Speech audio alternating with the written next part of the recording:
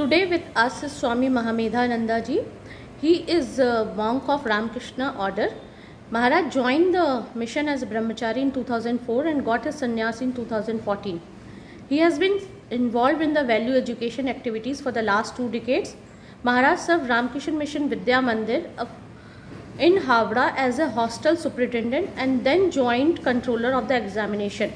From the last 5 years, Maharaj is the editor of the Vedanta Kesari, which is published from the Ramakrishna Mission Mutt, Chennai.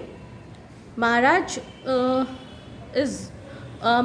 has done his PhD in English from the University of Mysore, and Maharaj is mentoring the student of Vivekananda Study Circle, IIT Madras, whom he addresses every Sunday. So, Maharaj, thank you for joining us today.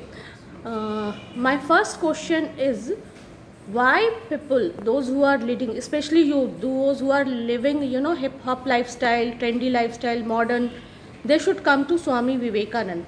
What is the teaching of Swami Vivekananda can give to them? Yes. Having a trendy lifestyle is no barrier for coming to Swami Vivekananda. Everyone should come to Vivekananda because he gives something very unique. Swami Vivekananda once told, I have not told anything other than the Upanishads. And the message of the Upanishads is Abhi, fearlessness.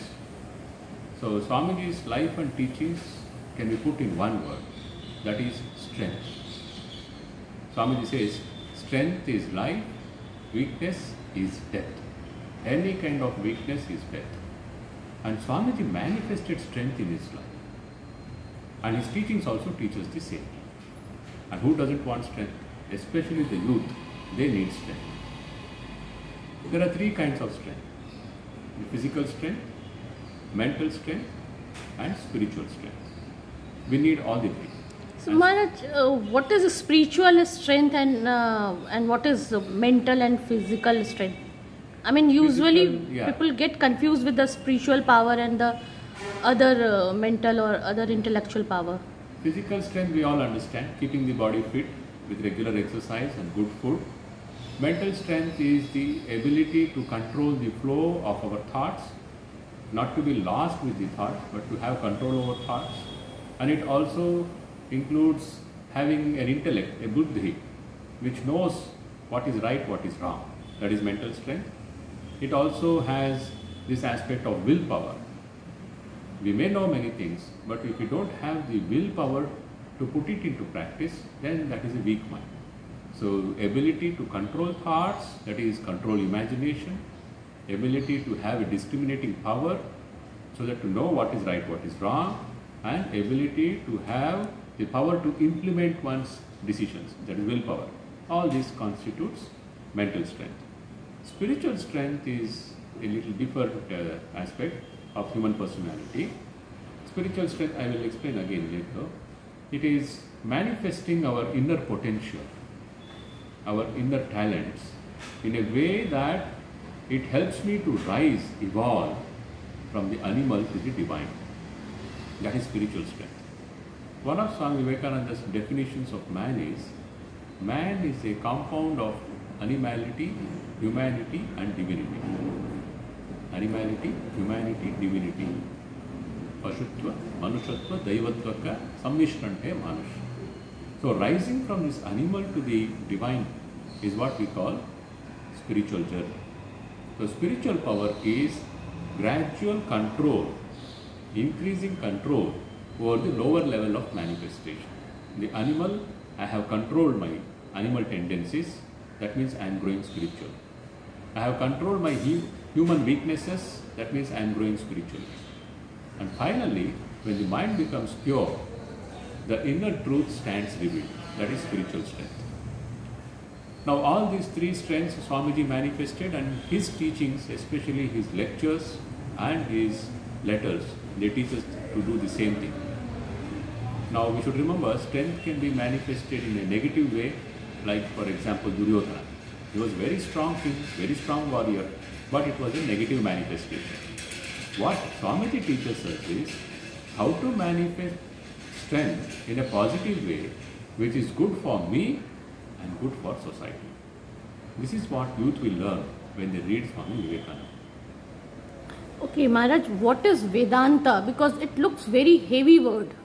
Why youth should connect with it? Yeah. Vedanta, technically it means the end portion of the Vedas. And the reference is to the Upanishads. Now, Upanishads teachings can be broadly classified like this.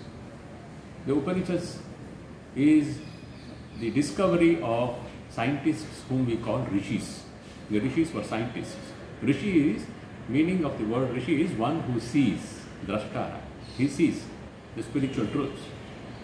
So they discovered that there is an ultimate cause, a substratum for this universe. They called it Brahman. Then there is the question, what is the nature of this Brahman? How did this world evolve? What is its character? What is the nature of the individual persons whom we call Jivatman? How is this Jivatman related to Brahman? How is the Jivatman involved in this world? How does it transmigrate? What is the final goal of life? And what are the disciplines that lead us to the final goal? And what is the final goal's experience? All this is described in the Upanishads, Brahma Sutras and Bhagavad Gita.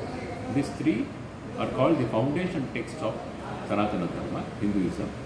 And that message which these three texts give is what we call Vedanta. Maharaj, you please continue.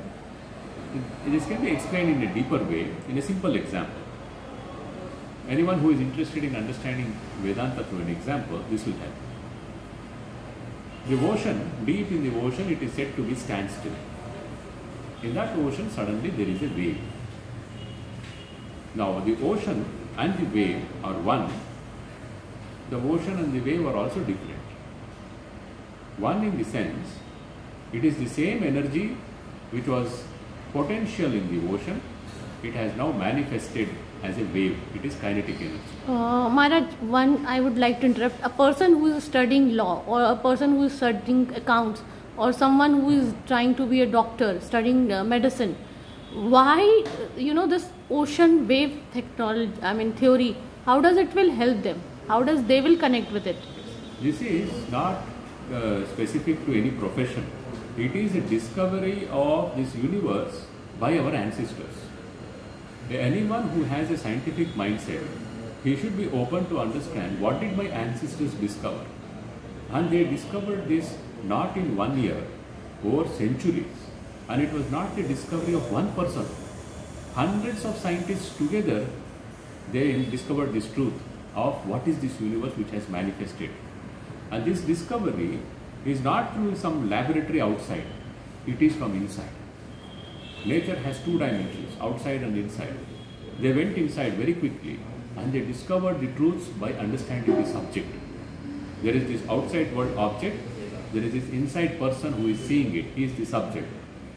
So external world approach is what we see outside in the common sciences. Vedanta is discovering the subject. They said, if I discover myself, then I will know the entire universe. The rishis asked fundamental questions.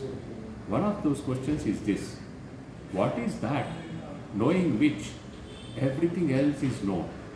If you know this, please repeat again, Maharaj, the line. What is that knowing which everything else is known? This was their question. If I know this, I know everything in the universe. Is there something like that? That led them to the discovery. They started asking question, what is life? They said life is energy. Where did energy come from? That was the next question. They said it comes from something which cannot be defined. So they still said, let us call it Atman, spirit, individual level. At universal level, they call it Paramatma. These are terms, different terms are used because these rishis, they were not sitting in one place. They were spread across Aryavarta. And each of them came forward with a new tradition. Every tradition came with new terminology, but they were referring to the same thing. So that ocean and wave, it is the same thing. It is potential energy, kinetic energy. Sri Ramakrishna, Swami Vivekananda's guru, he repeatedly tells this ocean and the wave is one and the same. That ocean is called Brahman in the Upanishads. It is without form, without qualities. When it takes a shape as the wave, it is called Shakti. This ocean and wave is called Brahman and Shakti. Sri Ramakrishna has a fascinating example for that. 5 examples he gives. That example is to go with whiteness of the milk, it is one and the same. Water and its wetness, one and the same. Fire and its power to burn, one and the same. Like that. On this wave, there are millions of bubbles. Everything we see around us is a bubble. If you break down anything we see, it is atoms. So everything in this universe, including space, is atoms. Atoms is energy. That energy, Sanatana Dharma calls as Shakti. Now, an individual, a person, a man or a woman, is also nothing but energy. When that individual, as a bubble on this wave, he goes inside and discovers himself. That is called self-realization. Thank you, Maharaj. Thank you very much.